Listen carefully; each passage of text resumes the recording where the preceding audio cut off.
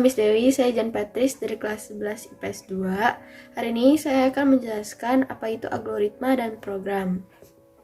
Pertama-tama, pengertian algoritma adalah cara dan langkah-langkah yang runtut dan sistematis dalam suatu program atau semua susunan logis yang diurutkan berdasarkan sistematika tertentu, dan fungsinya adalah untuk memudahkan kita melakukan sesuatu dan memecahkan masalah sehari-hari. Lalu di sampingnya ada contoh algoritma sekolah onsite, mulai dari bangun tidur, membersihkan kamar, mandi pagi, makan sarapan, siap-siap untuk berangkat ke sekolah dan berangkat ke sekolah hingga selesai. Selanjutnya adalah syarat membuat algoritma. Syarat yang pertama adalah teks algoritma harus berisi deskripsi langkah dalam menyelesaikan masalah. Lalu yang kedua adalah algoritma tidak memiliki notasi yang baku dalam penulisan teks algoritma. Dan yang terakhir adalah setiap individu dapat membuat aturan penulisan dan notasi algoritmik. Lalu ada program. Pengertian program adalah serangkaian atau sekumpulan instruksi yang ditulis untuk melakukan suatu fungsi yang spesifik pada komputer. Menurut Yulikus Partono, program merupakan sederetan instruksi atau statement dalam bahasa yang dimengerti oleh komputer yang bersangkutan. Contoh program adalah kalkulator dan juga kasir yang biasanya kita sering pakai. Serta formula program adalah algoritma ditambah bahasa struktur data. Tadi kita sudah memahami apa arti algoritma dan program. Sekarang perbedaan algoritma dan program adalah program ditulis dengan menggunakan bahasa pemrograman sehingga dapat disebut bahwa program adalah suatu implementasi dari bahasa pemrograman.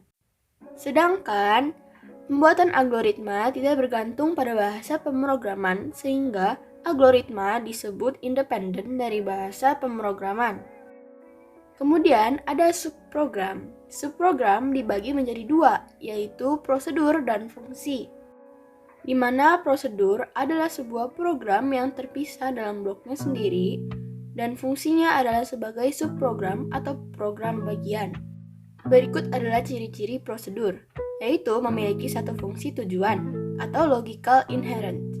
Yang kedua adalah tidak bergantung pada prosedur lain, yaitu independent. Dan yang terakhir adalah ukurannya kecil atau small size. Lalu bentuk umum prosedur adalah sebagai berikut. Sama seperti prosedur, fungsi adalah sebuah program yang terpisah dalam bloknya sendiri dan fungsinya adalah sebagai subprogram atau program bagian. Perbedaan antara fungsi dan prosedur yaitu pada pemrograman Pascal dan juga fungsi memiliki pengembalian nilai sebuah nilai atau return value dari suatu tipe tertentu. Sedangkan prosedur tidak memiliki pengembalian nilai sebuah nilai atau return value dari suatu tipe. Dan di sampingnya adalah bentuk umum fungsi. Bahasa pemrograman C atau biasanya disebut dengan bahasa C adalah suatu bahasa pemrograman general purpose atau bisa dipakai untuk membuat program apapun, dan imperatif yaitu bahasa yang menggunakan statement yang mendukung program agar bisa terstruktur dan rekursif. Contoh-contoh program bahasa C antara lain adalah printf, scanf, deklarasi variabel atau konstanta, if, else, dan switch atau case. Nah, setelah itu, tipe data yang sering digunakan dalam bahasa C adalah tipe integer dan floating point number, di mana integer adalah tipe data yang berupa bilangan bulat, dan berikut adalah contohnya tipe integer.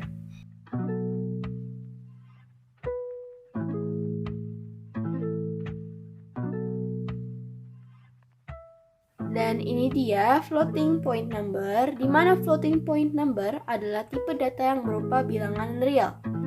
Contoh dari floating point number adalah sebagai berikut.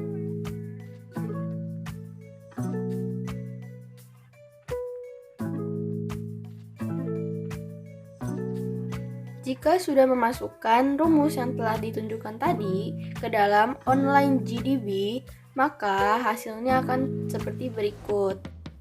Pada di sebelah kiri adalah tipe integer Dan pada sebelah kanan adalah tipe floating point number, di mana keduanya menunjukkan hasil yang berhasil dengan berwarna hijau, dan jika rumus gagal, maka hasilnya akan berwarna merah. Satu contoh lagi menggunakan online GDB adalah berikut. Pada gambar di atas adalah sistem pengurangan dalam online GDB dengan rumus seperti berikut dan hasilnya terbukti benar dan berhasil. Itu dulu yang saya ingin jelaskan. Terima kasih telah menonton video saya sampai akhir. Sekian, terima kasih.